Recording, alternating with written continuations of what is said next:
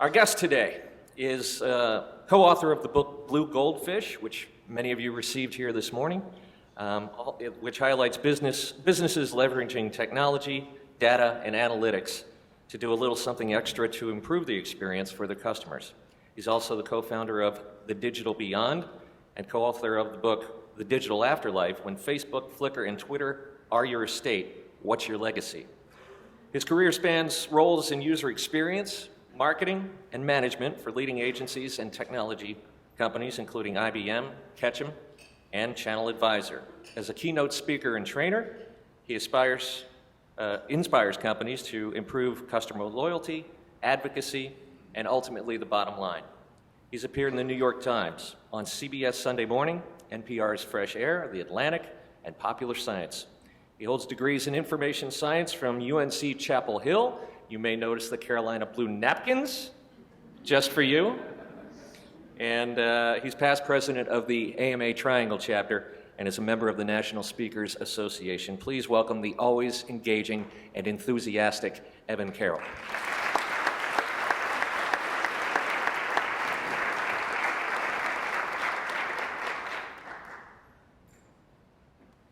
So we all have moments in our life. Moments of joy, moments of celebration, and yes, even moments of panic. Some of you might call that your oh sheet moment. And as you sit there, you might be wondering, you might be feeling that regret that you didn't buy another role. Or you might be planning, how am I going to get out of this situation? But I can tell you, Jeff Bezos, founder of Amazon, this problem does not happen at his house. See, Jeff believes that Amazon is on a mission to be the Earth's most customer-centric company.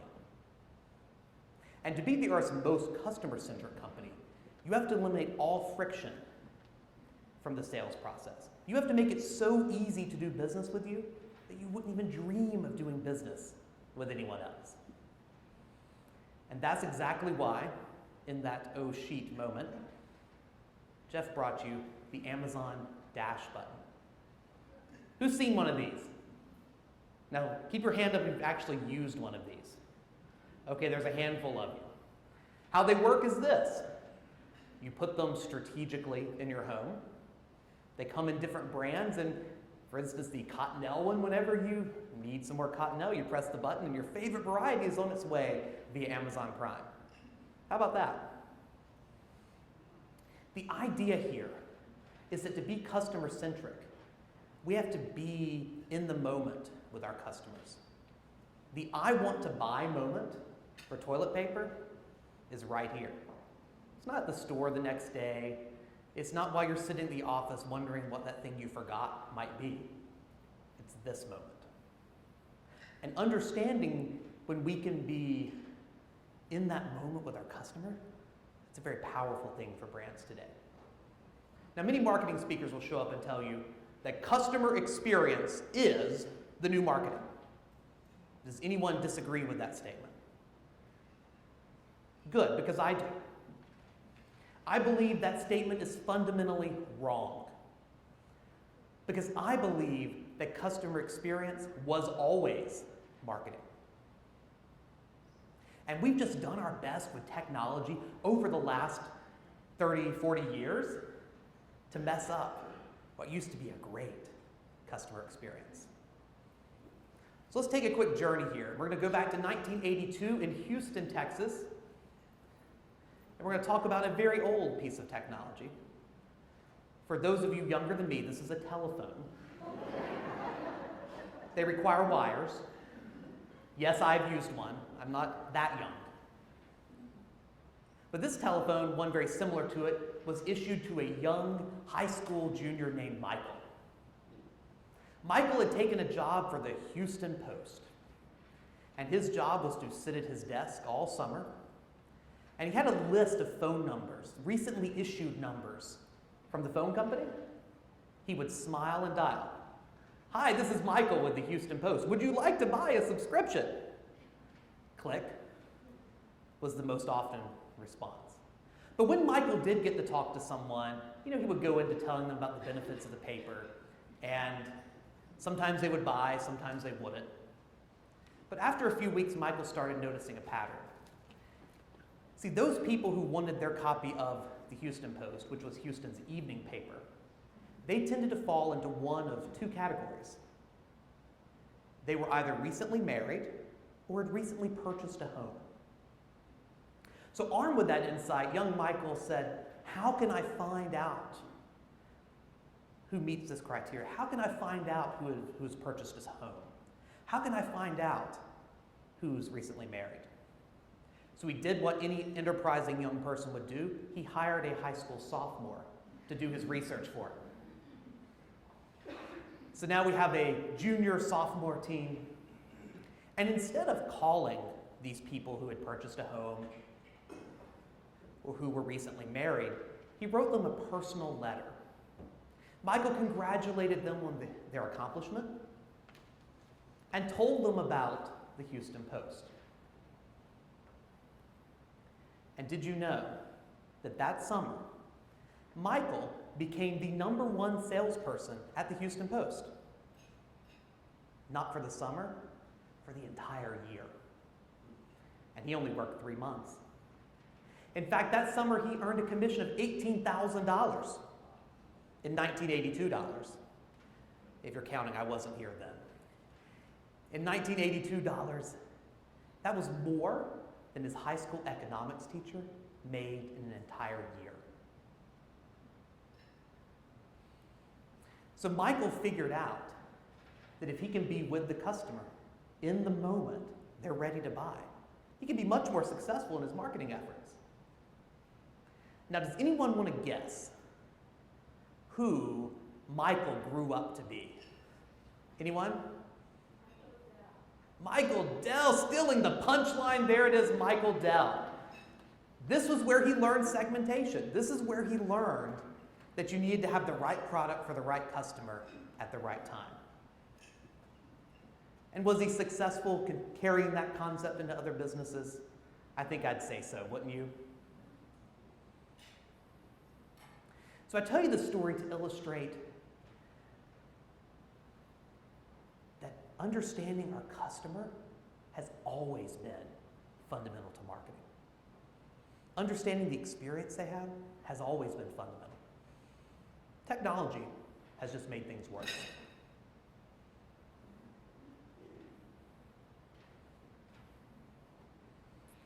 So if we think about business today, our objective is to serve as many customers as we possibly can, right? We want more customers, more of the right customers, more profitable customers. More is what we're interested in. If we rewind, just say 100 years, we're in Main Street, USA. Let's say we're at the hardware store. There's a guy who's been working at the hardware store for 20 years. He may even be the owner of the store. Does he know everyone in town? I see heads nodding yes, he does. He remembers their names. He knows what projects they're working on. He knows who's handy and who's not, who needs a little more help, who would be offended if he offered more help. And did he have a fancy CRM to keep up with all this information? You could argue he did. It's right up here. Keep up with all your customers right here. And then we got this idea, well, what if business could grow bigger? What if we could serve more customers? So we started bringing in more customers. And then we needed paper systems and eventually computers to keep track of everyone we did business with. And then business went online. We said, we don't just need the customers in our region. We want customers all over the world. And all of a sudden, we were serving millions of customers at once. And somewhere along the way, the humanity fell out of business. Do you ever feel like you're just a number to a business? Okay, there was at least one person brave enough to raise his hand. Sometimes you feel like a number. You don't feel like a person. I ran headlong into this recently, and I'll tell you that story in a moment. But for now, I want to tell you about a term that trendwatching.com has coined. They believe that brands over the next few years will develop a sixth sense for dealing with their customers. The sixth sense to understand what their customers need and then deliver on it. According to trendwatching.com, even stupid brands are collecting consumer data. But only the smart ones have developed the sixth sense. And that is Infosense, the ability to understand what your customers need as individuals and to then personalize the experience they might have. And that's exactly what we'll talk about today. Jack Welch perhaps said this best. He said there are only two keys to competitive advantage. Number one is learning more about your customers faster than your competition. And number two, putting those insights into actions faster than the competition. So insights into actions.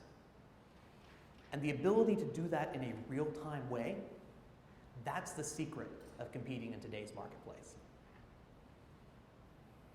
In fact, Gartner research tells us just last year, they revealed, 2 years ago, I believe, 89% of companies expect to compete on the basis of customer experience. That may sound surprising to you.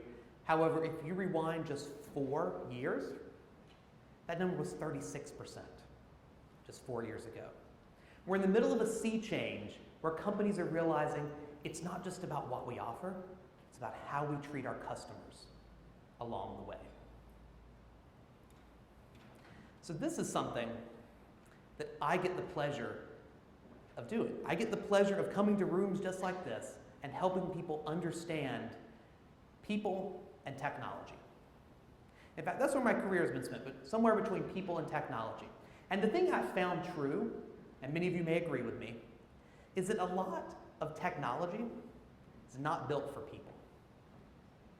There's a gap. We spend all of our time fitting our technology to the business process or to what we think looks cool, but not what our customers actually need.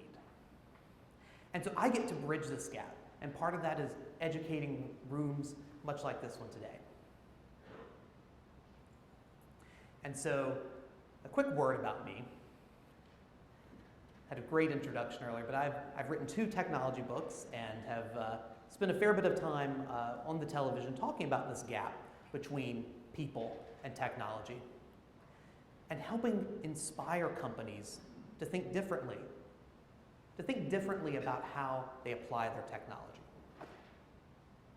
Because a recent Forbes study said that most companies, once they had great ideas, where they failed was inspiring their employees to get behind the vision, of what could be possible when we apply technology to create a better experience.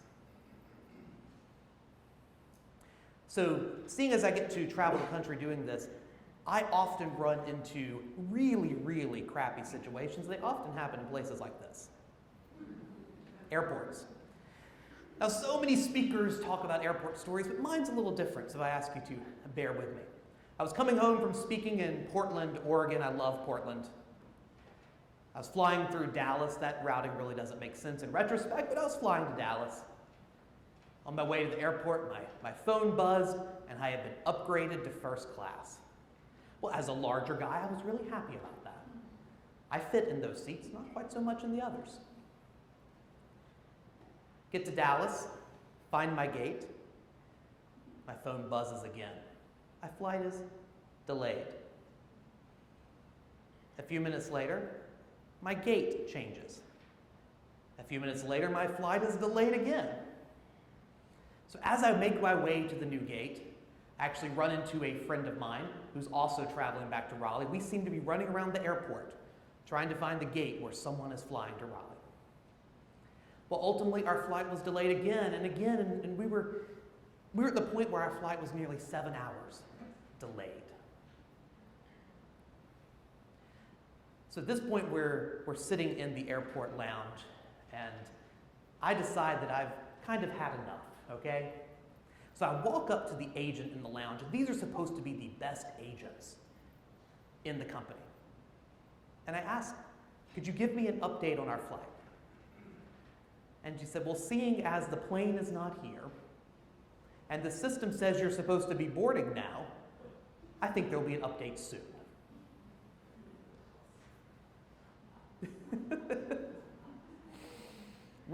She was very competent, wasn't she? But that's all the information she had. That's all the information the system and the process would give her. So, kind of unfulfilled, I walk back to my chair, and my friend is on the phone. And he looks at me and says, it's canceled. I said, what? I just talked to the lady. He said, yeah, in the last 30 seconds. And so, what did I do? I didn't go back to that desk. I remembered that I had booked my ticket with my favorite travel agent. I sent her a text message.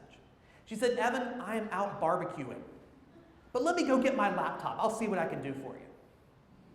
She went in, she got her laptop, and then she called me about 5 minutes later. She said, Evan, I want you to find the first desk you can find and ask them to print your boarding pass.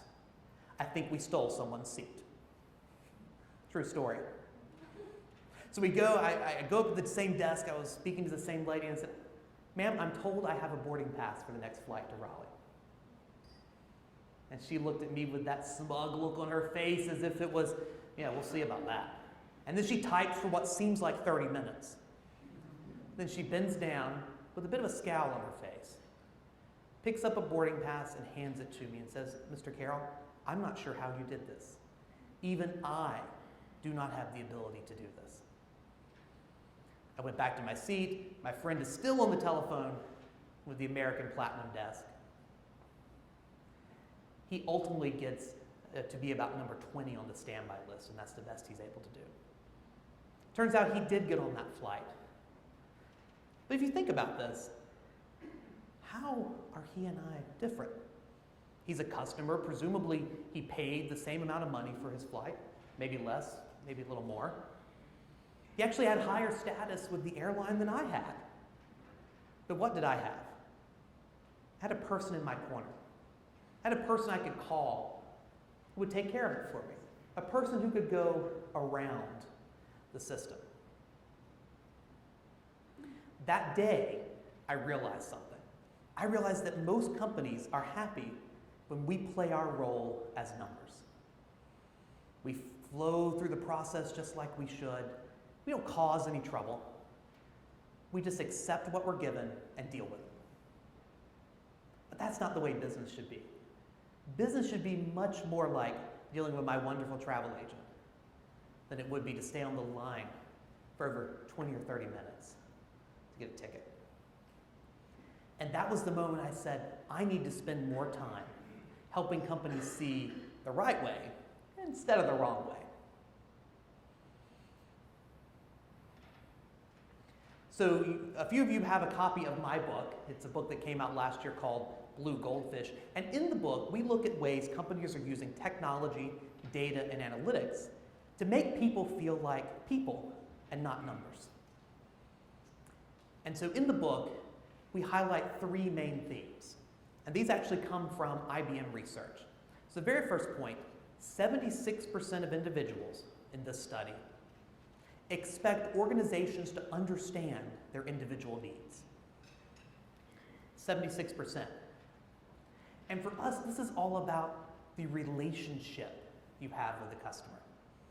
What can I do to understand more about you and build a relationship? Second figure from the same study, 81% of consumers demand improved response time. Improved response time. They want things faster, but they also want them better at the same time. And that to us is responsiveness. How do we build a relationship, and then how do we be as responsive as we possibly can be? And a third point, 68% of consumers expect organizations to harmonize their customer experience. I love harmonize. That's a term for music. That means we're all playing off the same sheet of music. We're making a pleasant sound together. How many of you feel like all the departments in your company make a pleasant sound together? I hear laughter because what I'm hearing is they probably don't make a very pleasant sound. You get different answers depending on which department you're working with. They have different systems that don't talk to each other.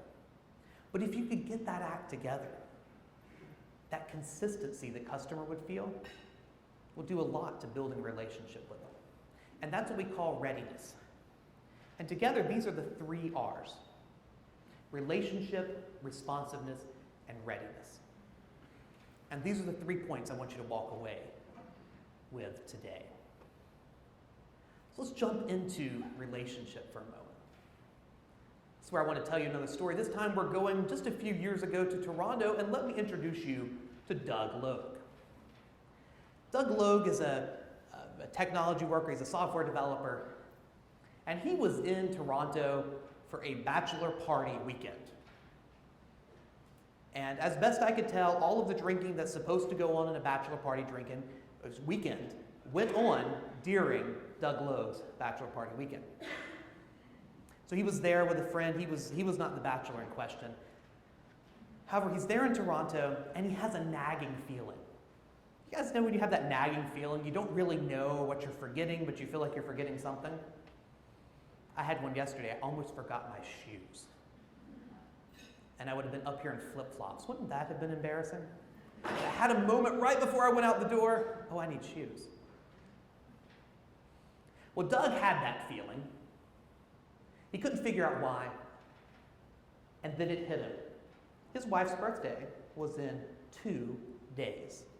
The day he returned home. And he had not yet ordered her a birthday present. Now, I'm not married, but I understand from talking to my married friends that this is the cardinal sin of being married, is forgetting a holiday, especially a birthday or an anniversary. So the requisite amount of panic set in for Doug. Ran down to the lobby computer. He went on the website for Tory Burch and ordered a wonderful pair of shoes for his wife. He chose expedited shipping, but he had left his wallet up in the room, so he paid with PayPal. Nothing wrong with PayPal. However, later he received his order confirmation and he discovered the shoes would not arrive until after his wife's birthday, highlighting just how much he did not remember it. Well, Doug was not going to have that situation. So Doug emailed the company, and ultimately they said, Mr. Logue, because you paid with PayPal, we can't really change your order.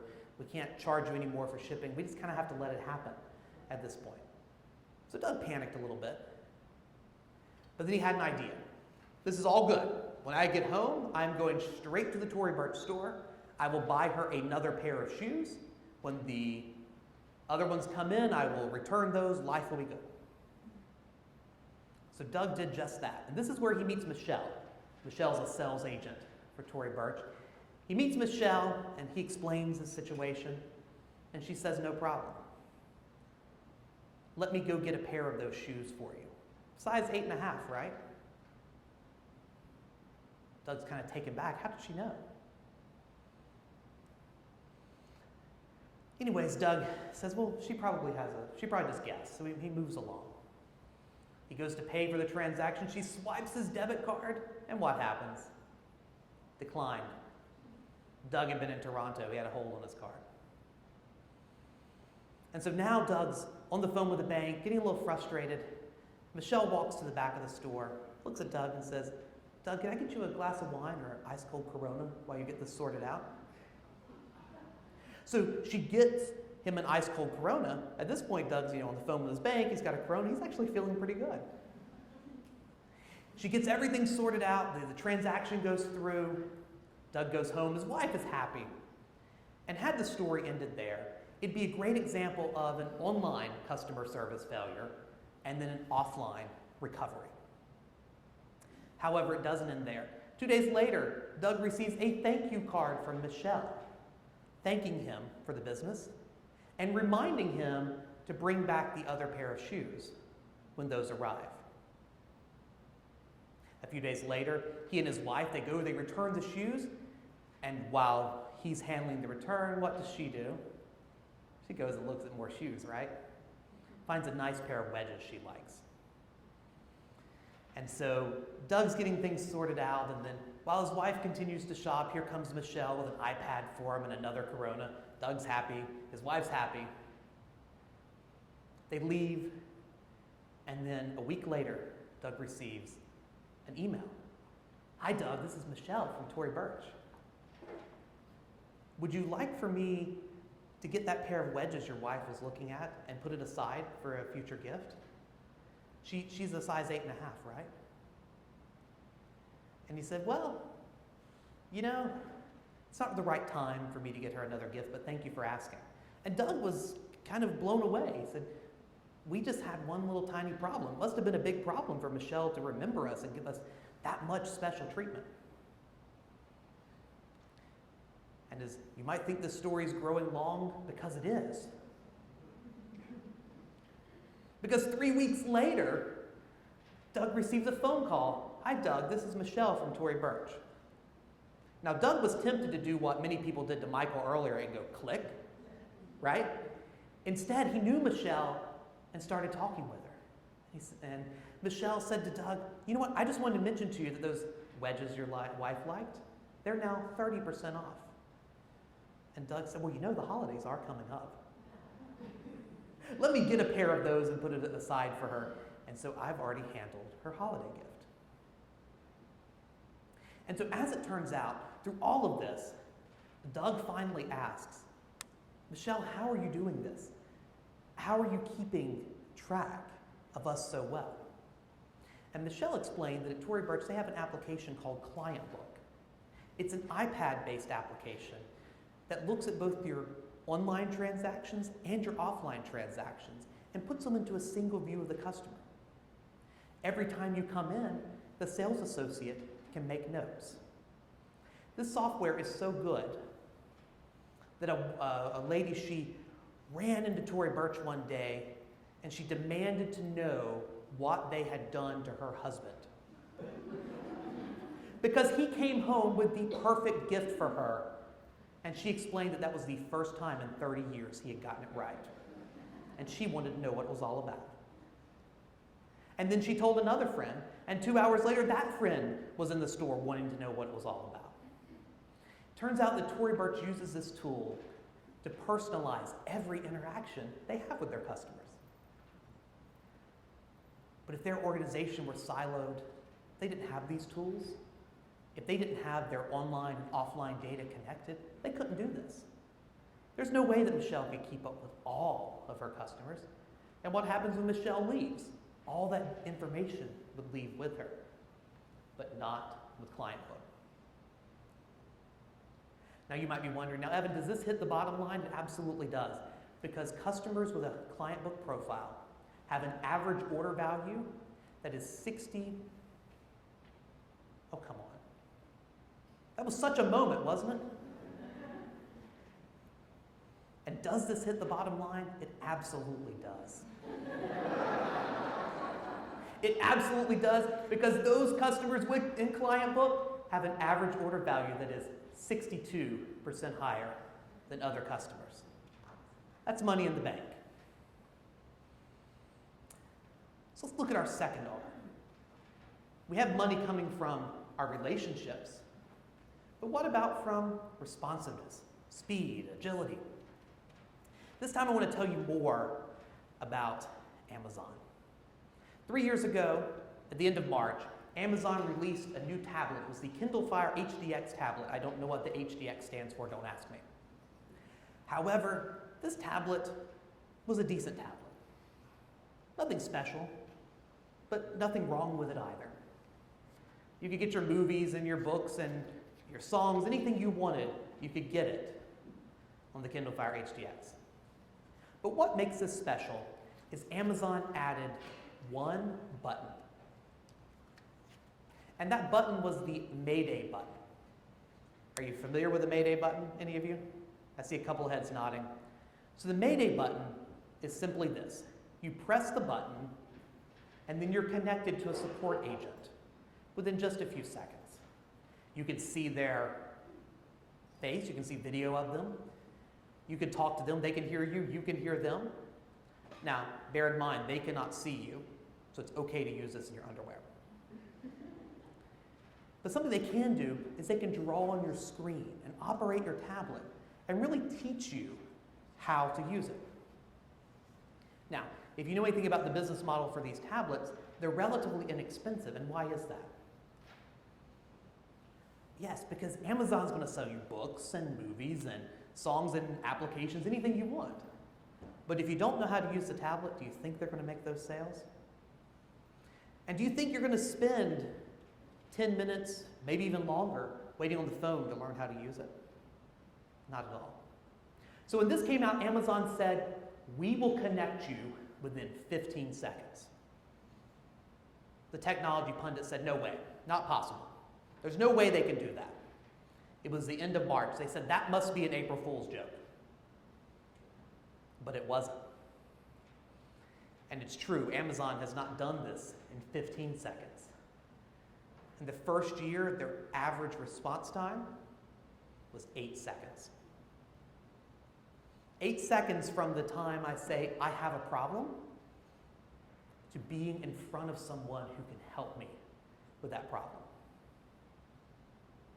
And to accomplish an 8-second turnaround time, it takes more than just a little bit of fancy technology.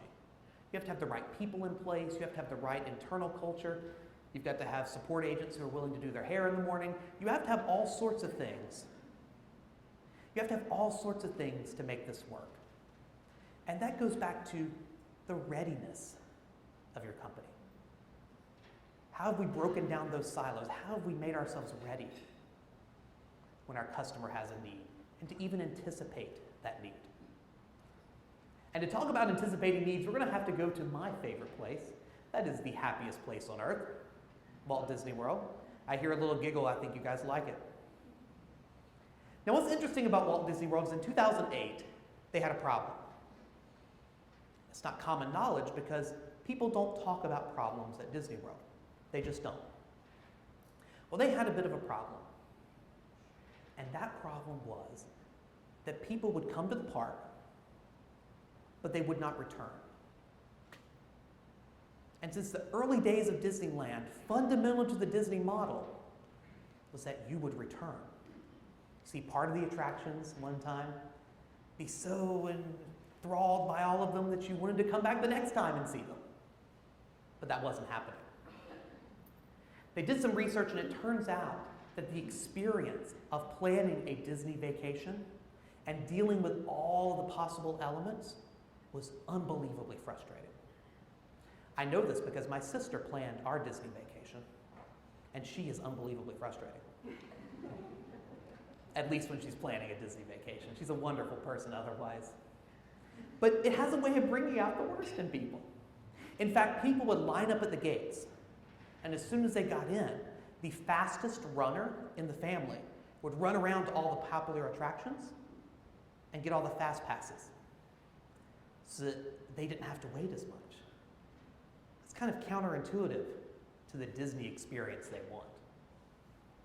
So you might not know this, but deep below Cinderella Castle is the Disney Operational Command Center. This is a photo from there from the New York Times with a reporter and Phil Holmes there in the salmon.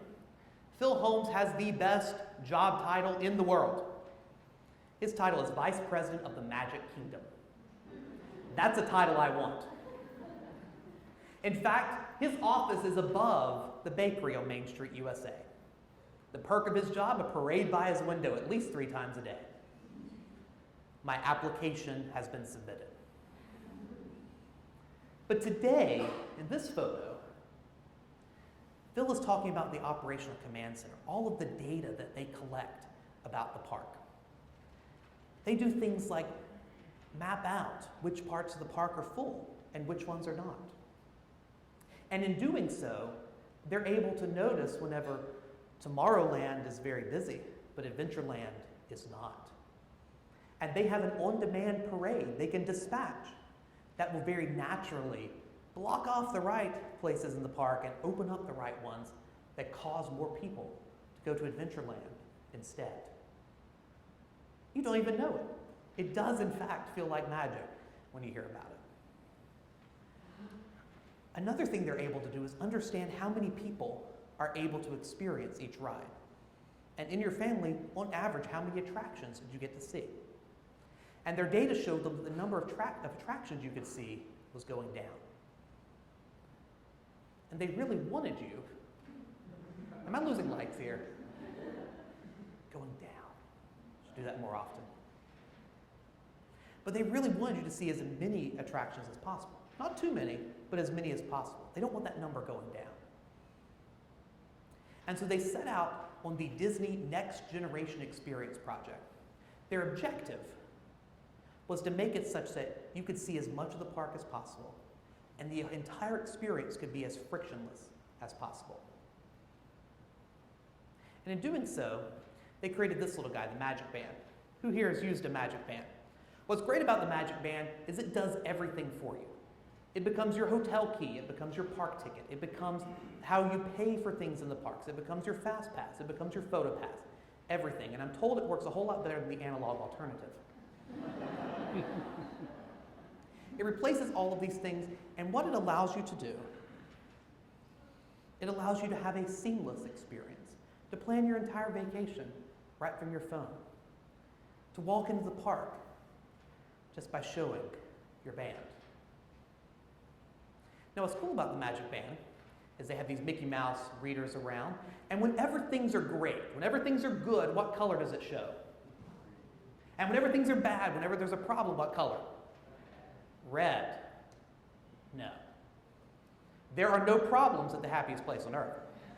It merely shows up blue to quite literally say, you require assistance from a cast member. No problems at the happiest place on earth. This is really good UX design from the folks at IDEO. Now, you might have also heard about Be Our Guest. This restaurant is quite cool. You order your food in advance or from a kiosk while you're waiting. And as soon as you sit down at your table, the server comes and greets you by name and brings you your first course. They know who you are. They know you're in the building and can start preparing your food before you sit down. Might seem a little creepy. However, kids think it's magic. Disney's bottom line also thinks it's magic because if they can eliminate the unhelpful waiting from your process, that is, once you get to the table waiting for your food, you're going to spend less time at the table. And what's going to happen if you spend less time at the table? They can turn the tables more quickly. They can get more people in. But they don't have to make you feel rushed. They don't have to start staring at you when you haven't quite left the table yet, kind of suggesting that you leave. They don't have to do that. It's all built into the system. I want to make one final point about the Magic Band, because this entire project required millions of dollars in IT infrastructure, in training. They had a lot of work to do. I got my light back. They had a lot of work to do to make this happen. But the numbers are coming in. It turns out that at the Magic Kingdom alone, this system reduces turnstile time by 30%. That means fewer lines and waiting to get through compared to the old paper ticket system. And my favorite part is it means up to 5,000 more people can get into just the Magic Kingdom every day and can enjoy the experience there. Now, we all know how much it costs for a ticket for a day to the Magic Kingdom. If you multiply that by 5,000, I won't insult you by doing the math for you, but you can tell how much more revenue this can create. So at this point, I would ordinarily transition and get over into Q&A. We're going to move past Q&A today because we're running a bit short of time, but I will stick around to answer any questions you might have. If we think about the 3 R's, relationship, responsiveness, and readiness, there's something common about all of them. One of the lowest grades I received in college was in Latin. However, I do remember the prefix RE. RE from the Latin literally means to do something again and again. So to build a relationship with someone, you have to work with them again and again. To be responsive to them, you have to respond to their needs again and again. To be considered responsive, you can't just do it once. You have to do it multiple times. And to be ready. to be ready to help your customers, to anticipate their needs. You have to do that again and again. You have to undertake the preparation. And just when you think you're prepared, you have to prepare some more. So very quickly here, I'm happy to share with you any of my slides or any of that type of information. There is a really cool way that you can give me your email so I can do that. You can just simply text my name, that's Evan, it's a good name, to 444999, and it'll ask you for your email, and then I can send you a copy of the slides and can keep in touch with you. You're welcome to do that. No pressure, but it's just an easy way for me to collect that information and send that over to you. So I mentioned instead of Q&A, we're going to jump forward, and I'm going to talk to you about Westpac. This is my final story. Westpac is the third largest bank in Australia and New Zealand. And Westpac has nearly 100 million transactions per month that runs through their systems. And what I love about Westpac, they sat down a few years ago and they decided to look at all of this transaction data and to figure out exactly how their customers evolved over time. They started to see clusters, and they could figure out that as their customers' life evolved, so did their financial needs. They were able to predict. They could look at the accounts I had, look at other people like me, and recommend to me what accounts I needed to open next. And in doing so, they created the Know Me program. This was their major sales initiative. And as a part of the Know Me program, every single agent inside the company, whether on the phone or in person, or even if you emailed them, would always include your next best offer. It was stored in their system, waiting right there for them. But these people weren't salespeople, but they were tasked with sales. They were tasked with conversions. And we're all marketers in this room. What would be a good conversion percentage for you? If we think all the way from the top of the funnel all the way to the bottom, what's a good percentage? 1%? 2%? Are we getting raises and bonuses around 5%? Probably promotions too. What's wrong with that? What about the other 95%? I call them the annoyed majority. They're the people that we had to irritate relentlessly to just get that 1 or 2% conversion rate. But what if that offer were personalized? What if that offer could deliver exactly what the customer needed at exactly the right time? That's exactly what the Know Me program does. With the next best offers, Westpac is converting nearly 40%, just over 40% of their next best offers. Now, the annoyed majority is 60, but that's a whole lot better than the 95 we're getting promoted over. It's going in the right direction. And the reason it works is all of these employees, they feel like they're helping the customer and not selling to them.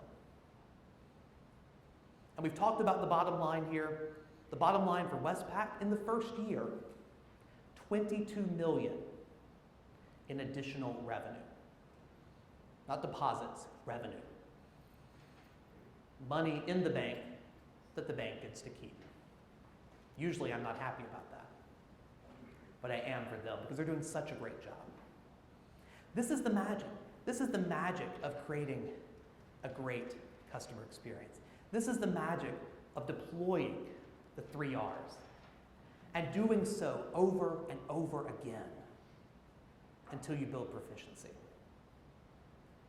That's the secret of Infosense, of using technology, data, and analytics to your advantage. Building technology that fits people and not the other way around. So I'll close with this thought. What are you doing in your company to improve the customer experience? What's your magic band? What's your Know Me program? As you leave here today, think about what you can do to improve your company and just take one step forward. That's all it takes. One step, and then another, and then another, doing it over and over again. Thank you all very much.